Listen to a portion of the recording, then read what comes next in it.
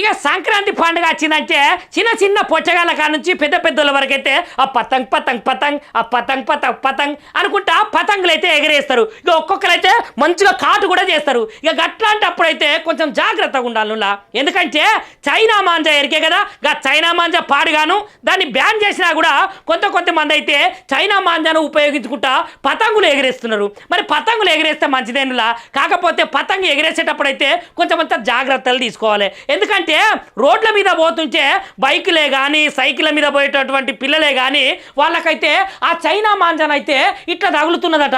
తగిలి అది ఎంబటే శరీరాన్ని ఇట్లా జీరుస్తుంది కదా, అందుకనే కొంత జాగ్రత్తలు తీసుకొని ప్రజలకైతే ఇబ్బందులు కలగకుండా పతంగులు ఎగరేయాలి. ఇక నిన్నగాక మొన్న ఏం జరిగిందో ఎరికేనా, జస్వంత్ అనే పిల్లగాడు గదేనులా కీసరకాన్ని అయితే ఆ పిల్లగానికి బండి మీద పోతుంటే మాంజా దాకి గదే చైనా మాంజా దాకి ఆయన గొంతుకైతే 19 కుట్లు పడ్డాయట.